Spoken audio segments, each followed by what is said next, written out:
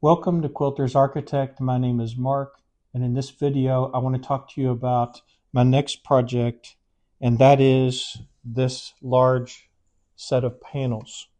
This is from Folk and Lore, and you can see that I have two large panels, and then on the side, there are three smaller panels of flowers.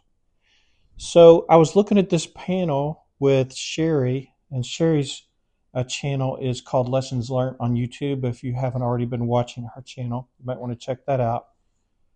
But we were looking at these panels, and Sherry said as she has this panel and she's been thinking about what can she do with this panel.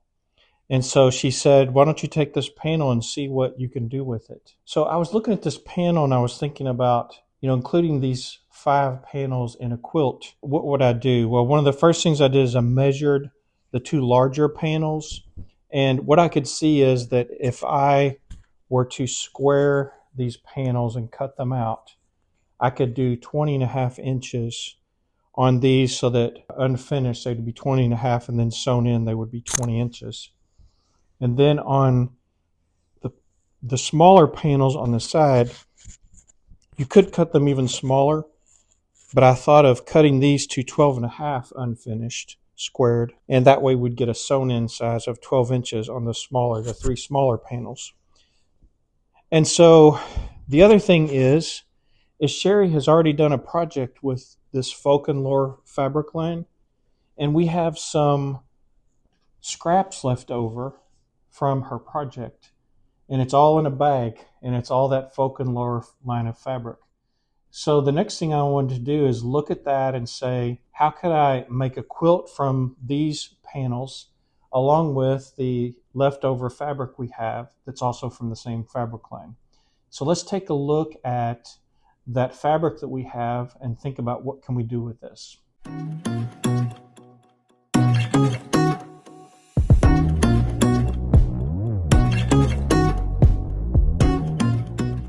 So here's the bag of scraps left over from her project.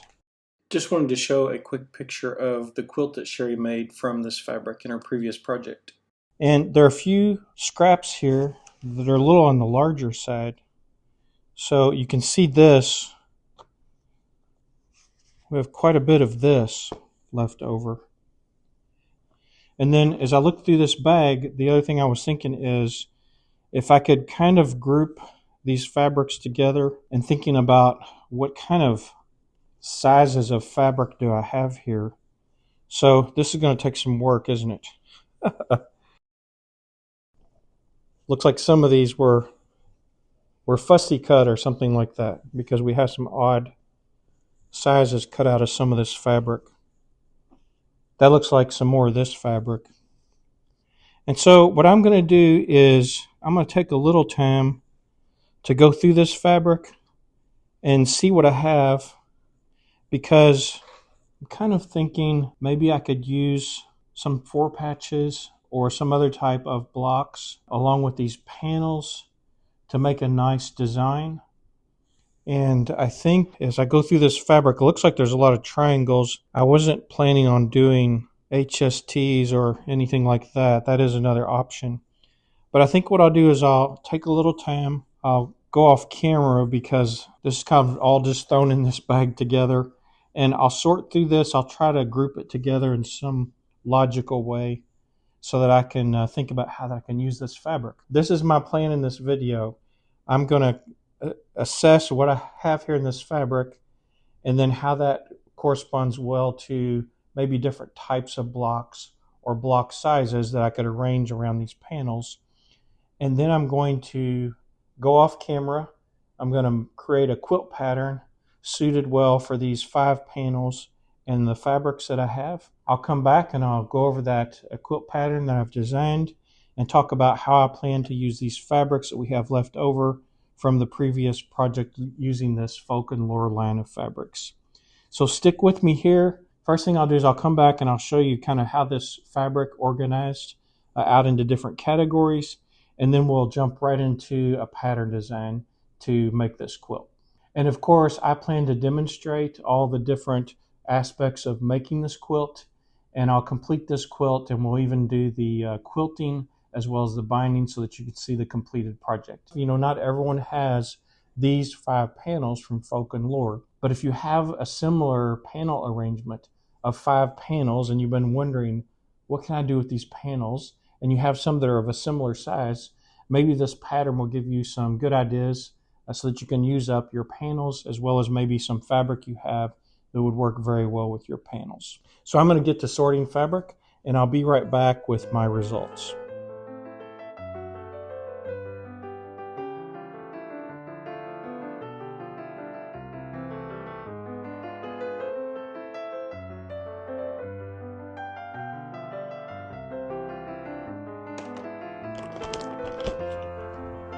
After having gone through the fabric, I found a number of sizes of triangles, a bunch of scraps that are like strips that are smaller than maybe 2 inches. They're on the verge of 2.5 inches, and some grunge and a few other types of fabric that were probably used in the previous project.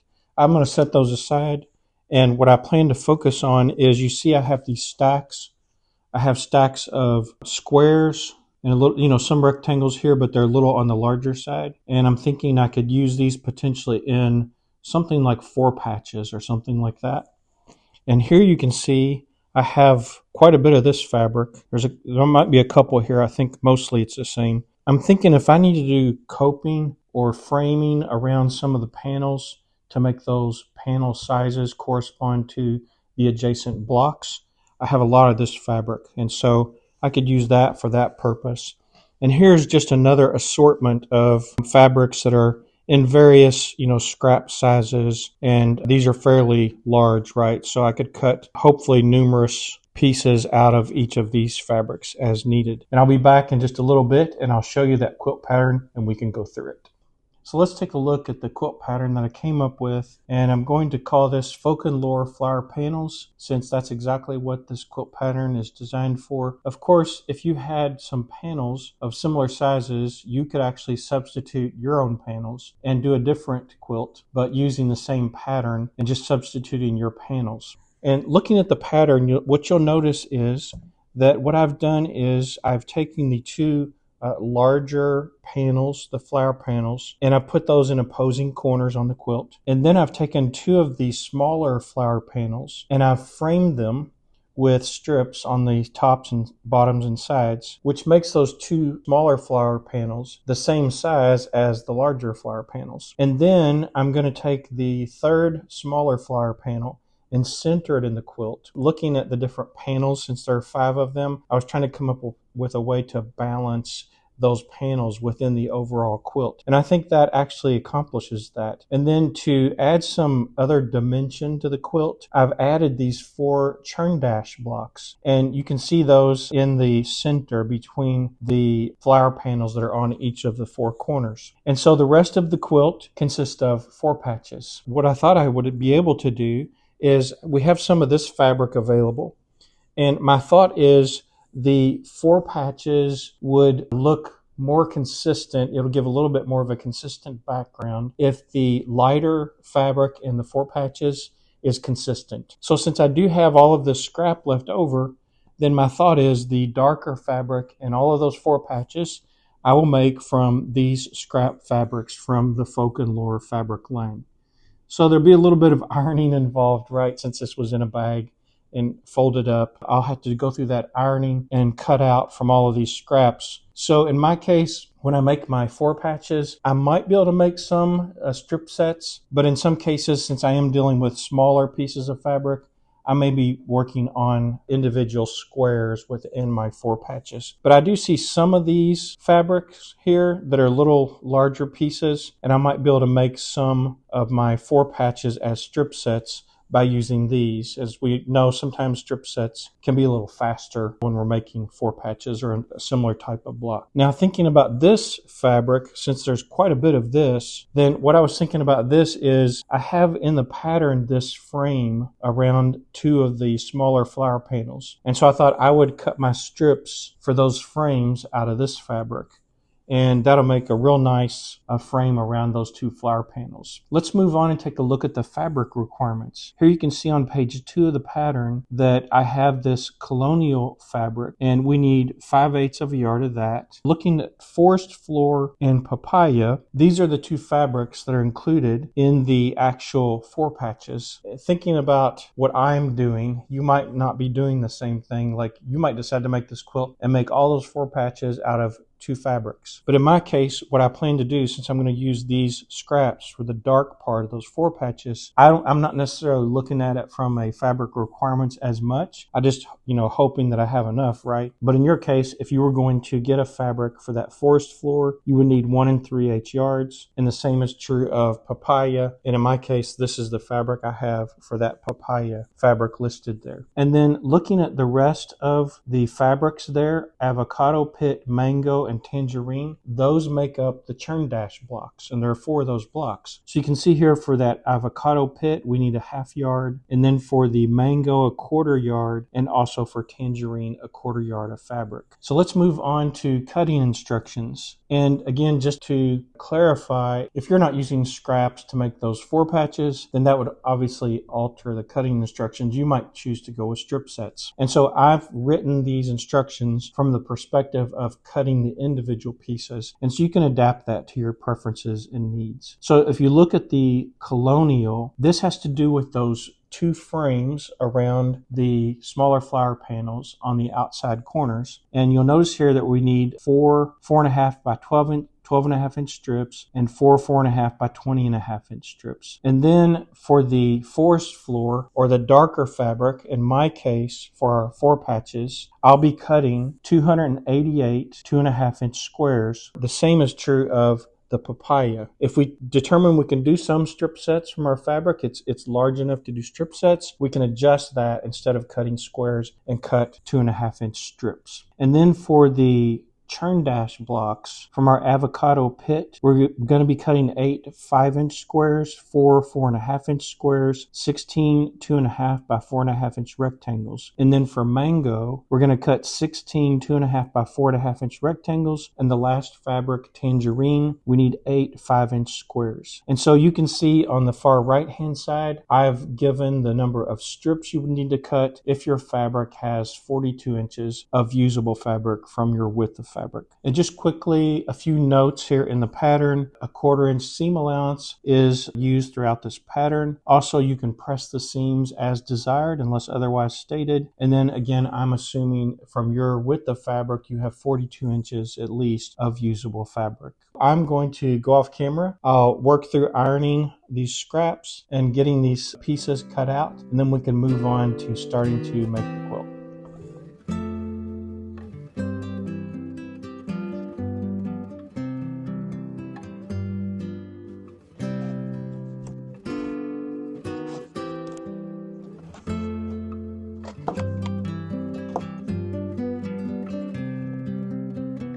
Here are all my floral scraps cut into 2.5 inch squares for 4 patches. And here are the rectangles for framing the smaller flower panels. And here are all the strips I cut out for cutting my 2.5 inch squares for the consistent fabric for my 4 patches. And here are all the squares cut out, the 2.5 inch squares for the consistent fabric, along with all my floral 2.5 inch squares. Now here are the 3 fabrics that I'm using for the churn dash blocks, and these are of course from the Folk and Lore line. On page 2 of our pattern, under cutting instructions, you'll notice there's the last 3 sets of fabric. We have avocado pit, mango, and tangerine. So from the Folk and Lore line of fabrics, I chose to use this fabric for the avocado pit, kind of like the background of the churn dash block. And then I'm going to use this for what's called mango. This is kind of the inner bar on the churn dash block. And then there's that bright color. And this is going to correspond to what's tangerine in the pattern in my case. In our instructions on page 3, we have the panel preparation. So first we need to square the 2 large panels to 20.5 inches unfinished, and then we need to square the 3 smaller panels to 12.5 inches unfinished.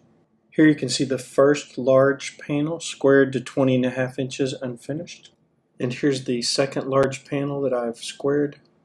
And here you can see the 3 smaller panels, which I've squared unfinished to 12.5, all 3 of these. So we can see here, looking on page 3 of our pattern, that we have instructions to frame 2 of the small panels. I have 3 small panels, and so in the upper or opposing corners there's 1 small panel that's framed, and then the opposing corner another small panel that's framed. So we're going to take fabric pieces A and B and frame these panels. We have to make sure that we already cut our panels to the size. That's a previous step. These smaller panels are cut to 12.5 inches unfinished. What I plan to do, and the pattern just mentions this, it's very straightforward, right? I'm going to join these as a middle unit with the 2 side rectangles, and then join the top and bottom rectangles to form the entire framed panel.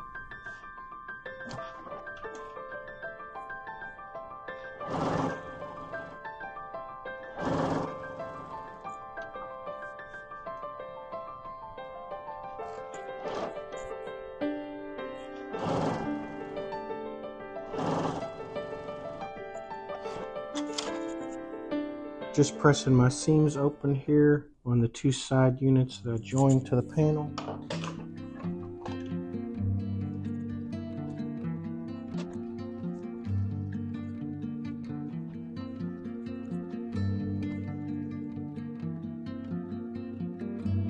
So now that I have the 2 side rectangles joined to the panel, I just have the top and bottom rectangles to join to complete the framed panel. So I'm going to do that next.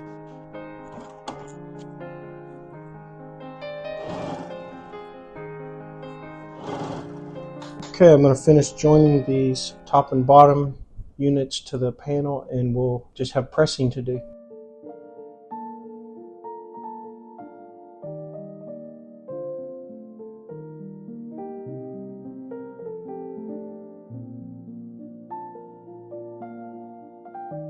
I'm just going to use the ruler to clean off the ravelings, lining up corner to corner.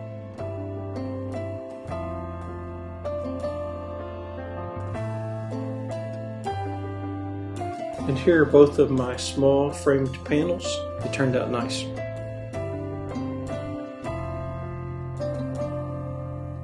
So I brought all my 2.5 inch pieces over to the sewing area. I have the consistent fabric, which is the light here at the bottom left, and then all of the florals and fabric from Folk and Lore. So I'm going to chain piece these. I was using fabric that wasn't really compatible with strip sets. So you may be doing strip sets, but I'm going to chain piece all these 4 patches, and that's what I'm going to do next.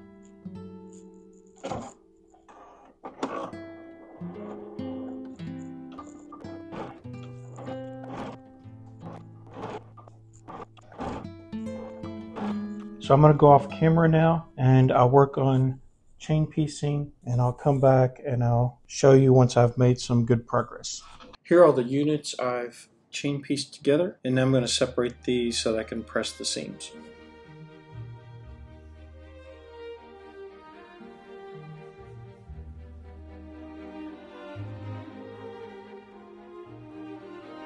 And I'll be pressing these towards the dark.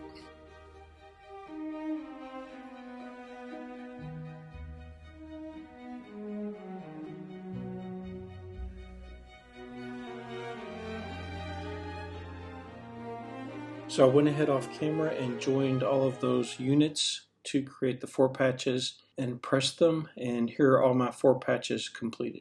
Next are the churn dash blocks, and we can refer to page 5 in our pattern instructions for these. One of the first things we're going to do is we're going to take these 2 5-inch pieces, the background fabric and the brighter fabric, and we're going to make HSTs. Since we have 4 of these churn dash blocks in total, we're going to make 16 of these HSTs. The appendix HST1 explains in detail how to make HSTs. If you haven't done so before, most of you probably have, but that's there in case someone needs it as a reference. So typically we're going to draw a line right on the back of one of our fabrics.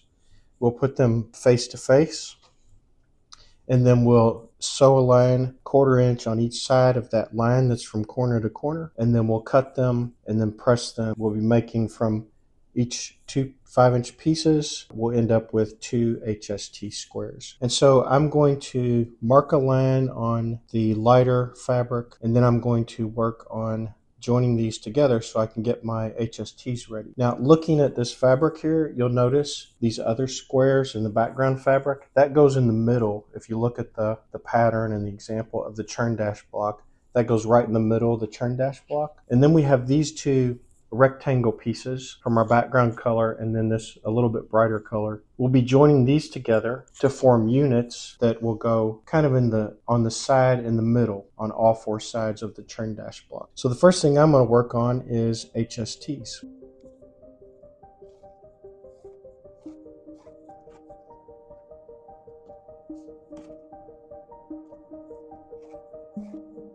And now that I have my lines marked, I'm just going to take the 2 fabric pieces, put them face to face, and line them up. And in this case, we're sewing on each side, 1/4 inch on each side of the drawn line. Some people may choose not to draw a line. They're more expert level, and that's fine. In my case, I'm still using lines. I find it helps me.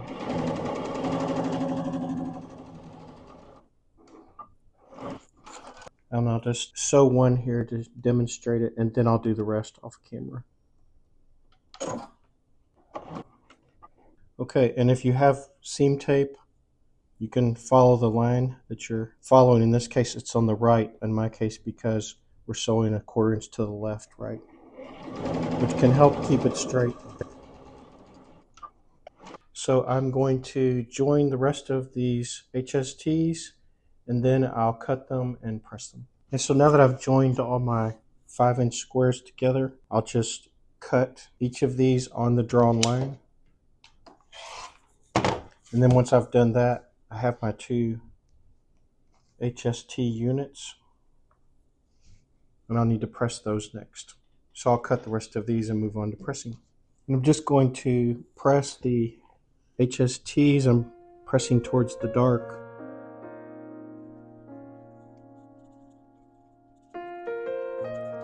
And then we'll do our squaring. We'll cut them. In this case, since our churn dash block is 12.5 inch unfinished, each of the 3 units going across, 2 of these, and then there's those 2 rectangles that join together. These will have to square to 4.5 inches. Once we get all of them pressed, I'll move on to that. So I have my glow ruler here.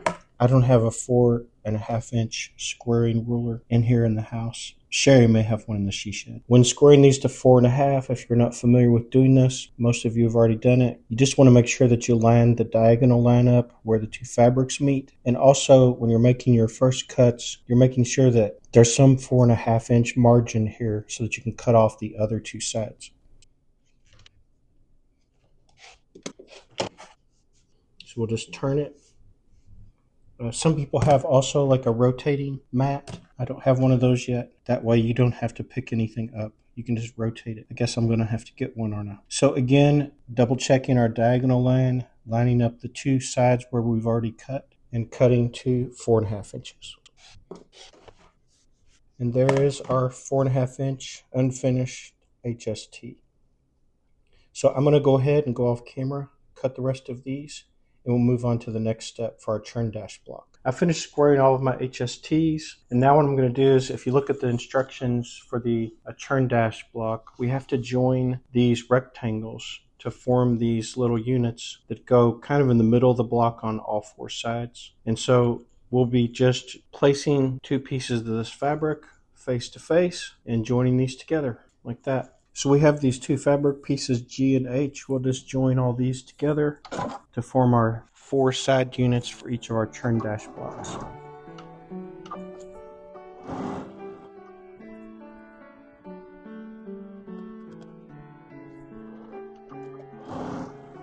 Okay, so I'll continue on and join all of these 4.5 by 2.5 inch rectangles, and then we'll need to press these. Okay, so I chain pieced all these rectangle units together. As you can see, That's what we're going to end up with. So I'm going to cut these apart and then I will press them. Since these are just rectangles being joined together, I decided to press them open. Your preference may be to always like press towards the dark, but this is what I chose to do. There are only 16 of these, right? We've got 4 churn dash blocks and 4 of these units on each of them. So it's not an excessive amount of seams to press open. They kind of seem like they're flatter usually if you can press them open. Okay, so I'll press the rest of these and we'll move on to assembling the block. You may find the instructions and illustrations on page 5 helpful in making the churn dash blocks. So following our quilt pattern illustration, we can lay out our pieces. Now that we have all of our units together, we'll have our 3 rows of units basically.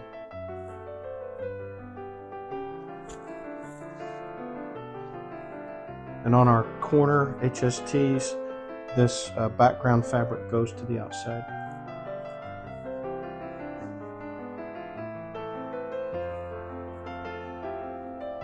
My plan for assembling this block is to join those first 3 units in a top row or top unit, these 3 units in a middle row, and again our bottom unit like this. So I'm going to move on to that next to make one of these blocks.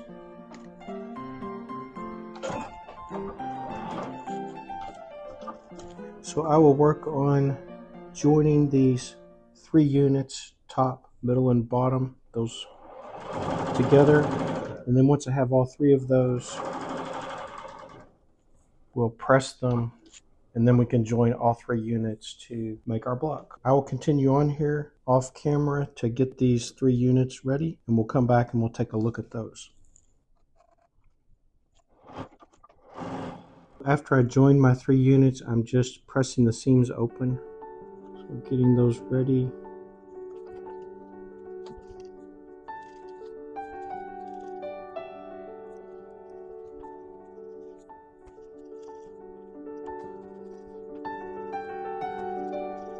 So here you can see I have my 3 units ready to go, top, middle, and bottom. So now I'm going to join these together and we'll have our block completed after we press it.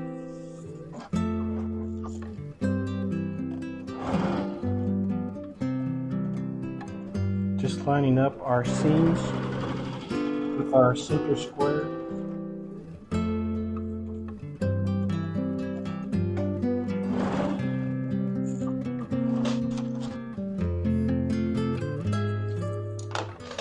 Okay, so we have our churn dash block all joined together. Just going to press the seams here, and I'm pressing them open, of course.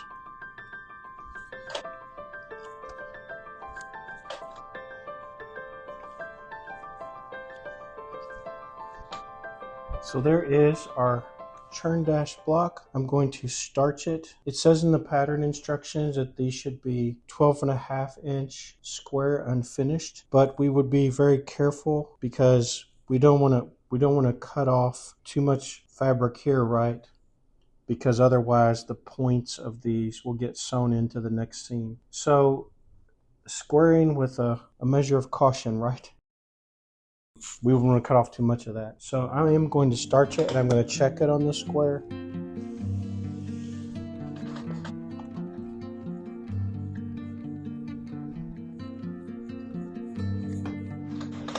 So I'm lining up that 1/4-inch line on these 2 points, also on these 2 points, checking the other side as well. But the thought is making sure that I'm not taking off an excessive amount of fabric off the side, right? Just going to rotate it. And then now that I have that side squared up, I'm going to see how it looks here. And again, paying attention to these points on our churn dash block. Not much to trim off here. Very minimal on 2 sides. And then seemed like on one side there was a little more. So there is one of my churn dash blocks completed. and I have 3 more to make, so I'm going to move on. I worked basically on just this one to demonstrate it along with the quilt pattern. So I've got 3 more of these to do, and once I have those done, I will come back to the next steps. Here's a straight on view of that block, and then here are all 4 churn dash blocks completed.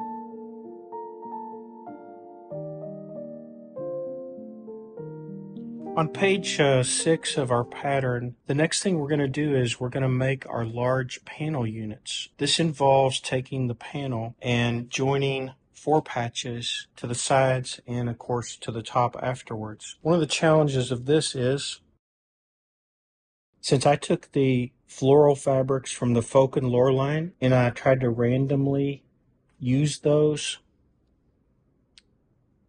together, when I was forming my 4 patches. So now the challenge is that we'll want to think about how do we arrange these around our large panel so as not to do a lot of repeats, right? We don't want a lot of repeats altogether. And the other thing is to keep the orientation of the floral side, the way they're oriented this way, correct per the pattern. We could easily shift these around, and then we would have a 4 patch turned the wrong way. I'm just going to be looking through what I have together, trying to find something that's not a repeat right there exactly where the other 4 patch is at.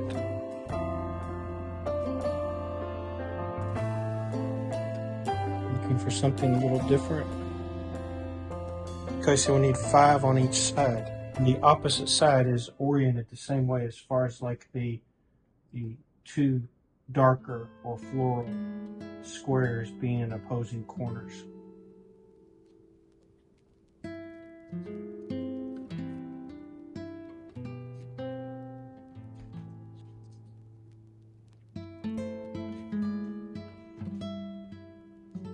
You have to look at this and see what you think. If you want to rearrange some things to suit how the colors are distributed more evenly, maybe, or the different, medium, dark, and light. I don't have a lot of light. I have a lot of, in the floral, there's a lot of these. Just trying to look at it, see if it looks fairly evenly distributed. I kind of like that. So I think I'm going to have to label these because otherwise I feel like I'm going to turn them around. I don't know. I might be able to keep them straight, but I think I might be better off labeling them. So I'm going to label up these 2 side units. I'll join those together, and then once we have those joined together, we can arrange the top and bottom. Just using some mailing type labels for the printer and writing my letter and number scheme on those. I just named them A 1 through 5 and B 1 through 5. So I'm just going to join my 2 sets of 5 4 patches together, and then once I have that done, I'll come back and we'll join them to the panel.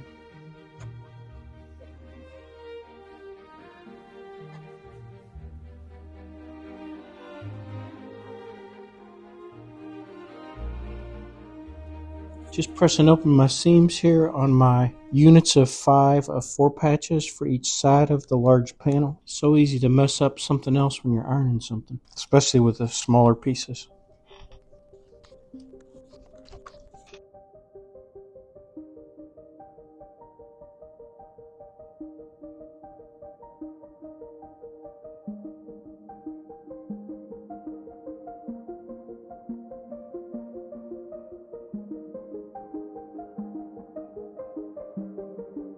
Here is the large panel, the first one with the side units joined to it after pressing the seams. Now it's time to move on to the bottom and top units. Now I have to pick 7 4 patches for top and bottom.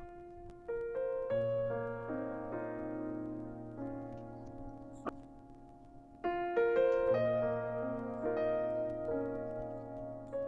do have that on the right and on the left. Wouldn't be too much.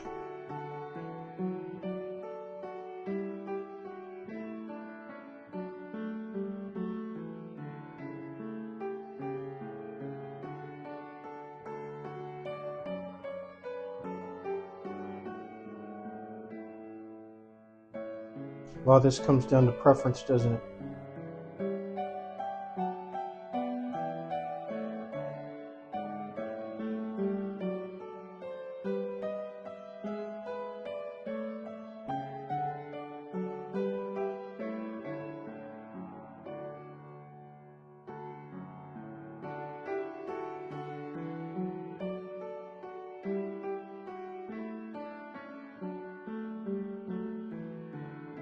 Okay, I'm going to letter those. I'll join the units of 7 together and then join them to the top and bottom of the middle unit of the large panel. So I'll come back once that's done and show you what that looks like. Here is my first large panel all finished up as a unit. This is my second large panel, and so I have to do the same thing. I need 5 blocks on each side and 7 on the top and bottom.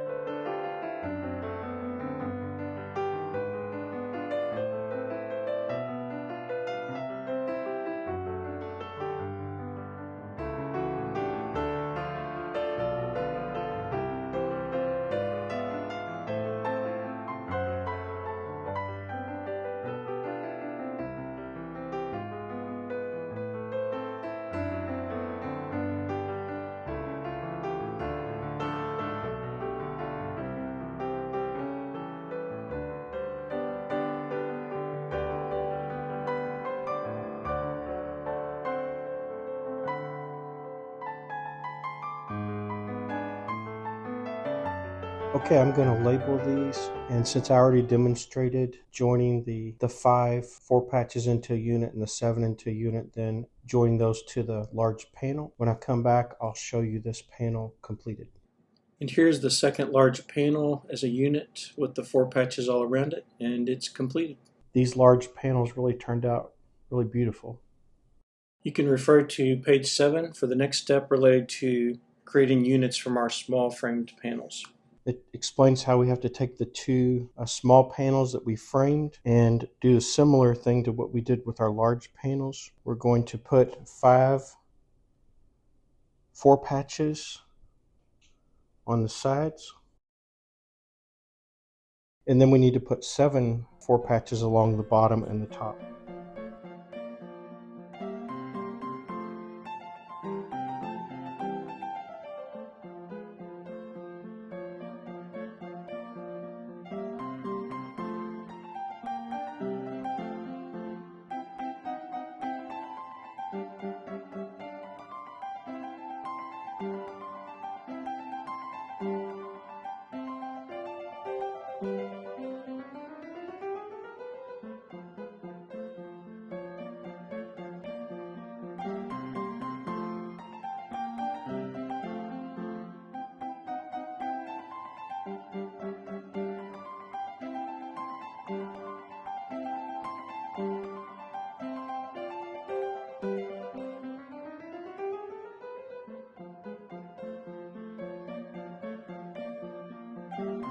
I think that looks pretty good. I'm going to label these, and I'll make this panel and I'll show you the outcome. So here's an example of what not to do. I oriented the diagonal orientation of one of the 4 patches incorrectly, but I have my labels on right. So it's real easy to do this, join them together, and then you're getting the seam ripper out. So just a reminder, if you don't want to be ripping seams, pay close attention to the orientation of your 4 patches. And here's my first framed panel as a unit with the 4 patches all the way around it. This looks really nice. Here is our second framed panel. Now I'm going to arrange some 4 patches around this one.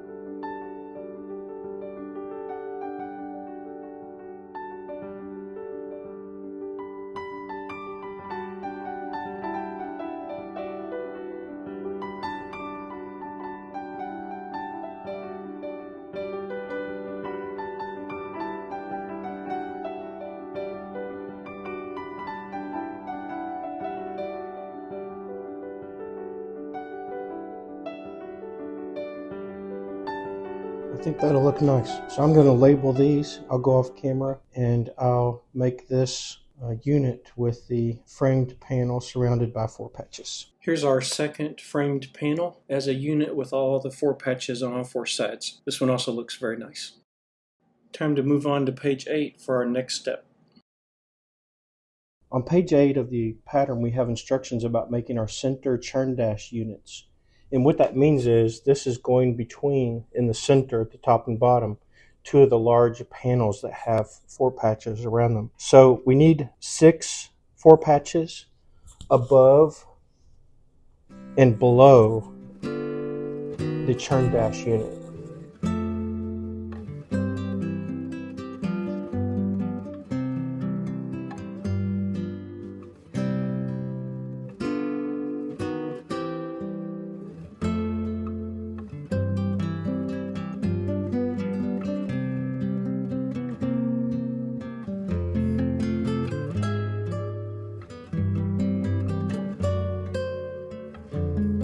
So just as the pattern says, I'm going to join the top 3 sets. There's 6 all in total, right, for the top and 6 in the bottom. I'm going to go off camera. I'll join these as units, the 6 4 patches on the top and bottom. And then once I have that done, we'll join those to the churn dash block.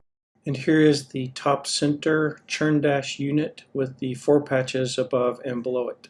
It's exciting to see this quilt coming together. I'll use the same instructions for the bottom center churn dash unit because it's also between 2 of the panels that have already been framed in 4 patches. So it's time to arrange these 4 patch blocks.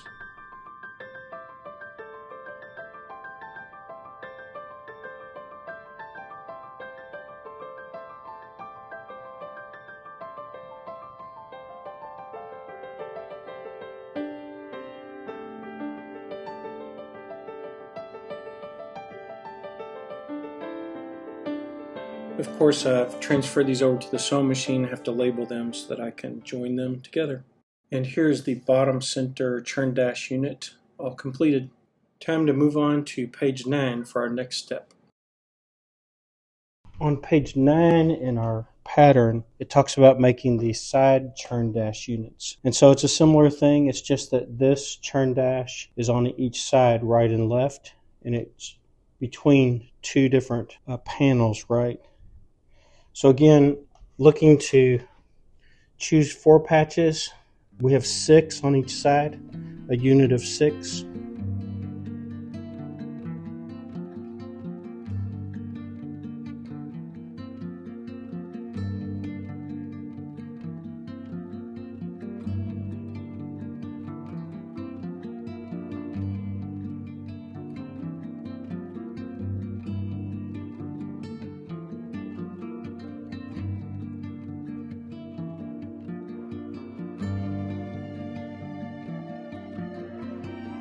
Here's a little closer view moved to the sewing machine so I can join it together. And here's the left, middle, or center churn dash unit. Time to move on to the right side. And here's the right, middle, or center churn dash unit that we're going to arrange between the other 2 panels. This will be the last one.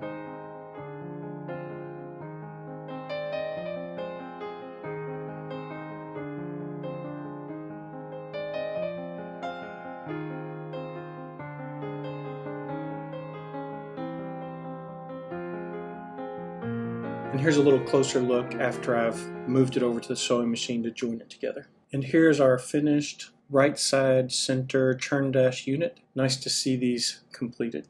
Page 10 of our quilt pattern illustrates how we will join these top 3 units together into one unit.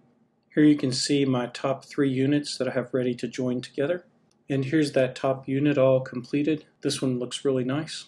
Page 11 from our quilt pattern illustrates how to assemble the middle unit by joining these 3 units together.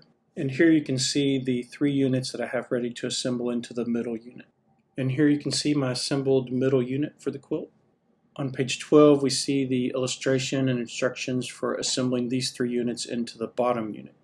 And here you can see the 3 units I have ready to assemble into the bottom unit. And here's that assembled bottom unit. Here on page 13, our quilt pattern explains how to assemble the top, middle, and bottom units to form the entire inner quilt.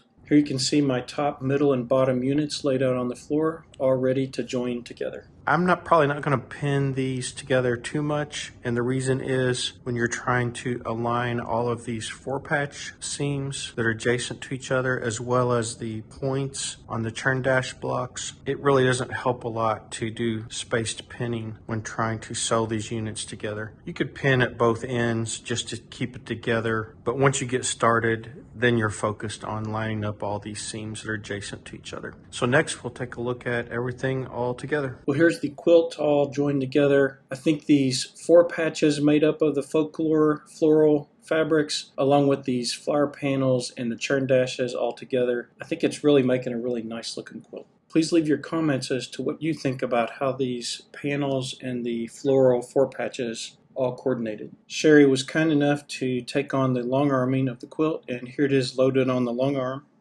And here's the quilt pattern we chose called Capri Feathers. This should look really nice on this quilt. And I just wanted to show you the long arm running for a little bit so you can see the quilting being done.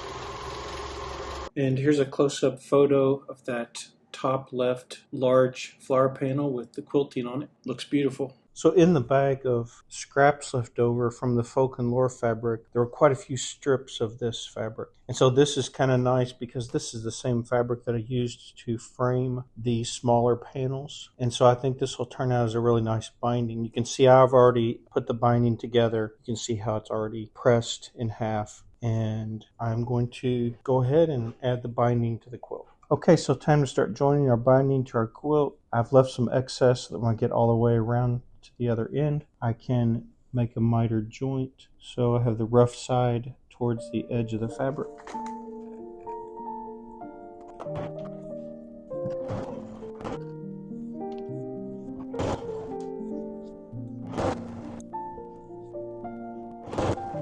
Okay, so I made my way back around to the other end, coming back from the other direction. And so I'm going to cut this about halfway across. I'm going to take the excess that I had that I cut off and fold it. And now I know to do a miter joint how much I need. And one thing that, I don't know, everybody has their own preference for how to do this or their own tips and tricks or what they think works the best. But if this is too long, if I cut this too long, then I'm going to end up with an issue of I have too much binding fabric right.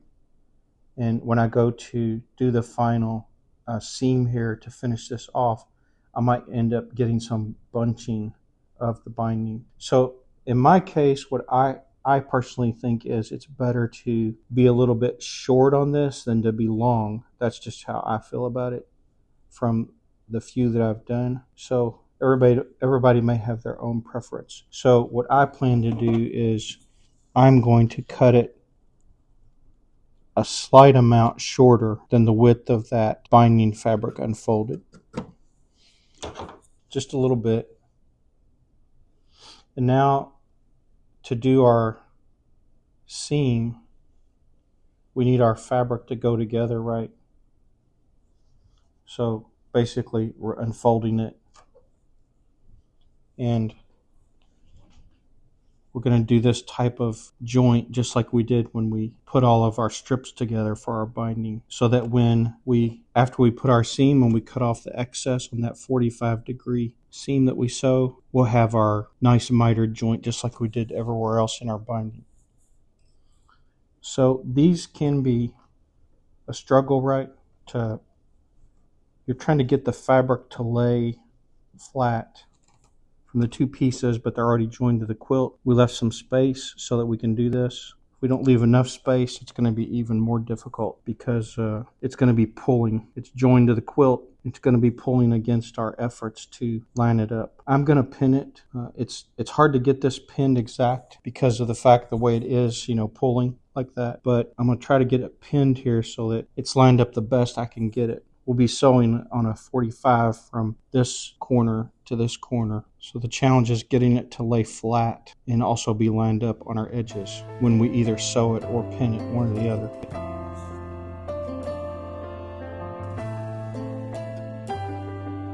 Trying to leave the path where I'm going to do the seam right in between the pins. Okay, so it is lining up okay. Now I just have to get it over here and do that seam across there.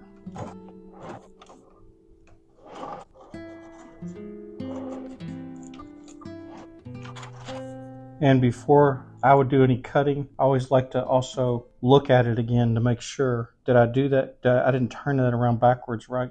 Because once we cut that off, then it's going to limit our ability to just join this back together and correct anything. So it is going to fold together correctly when we cut this off. So now that we have our extra beyond our seam, we can cut that off. We could get, a cutting mat and lay over here, or we could just go ahead and leave a 1/4 inch seam allowance here along the seam. Since this is kind of a harder thing to pick up and maneuver over here since it's already joined to the quilt. And I have the cutting mat off the table because when you're doing binding and you have all this bulk of the quilt up here, and if you have one of those cutting mats, it's moving underneath the quilt and it just makes it more difficult. So now you can see with that seam there, we can finish off our binding.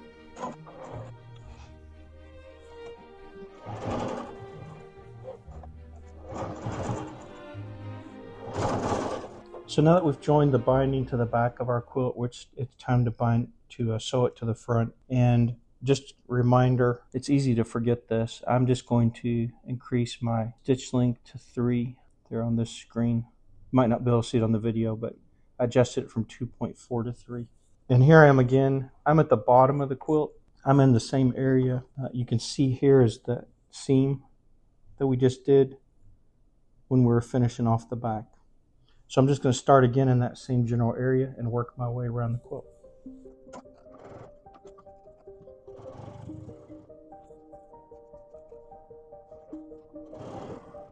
After the binding was finished, we took the quilt outside to hang it up on the front of the pole barn. And here's a look at the quilting, just going over most of the quilt so you can see the quilting outside in the nice light.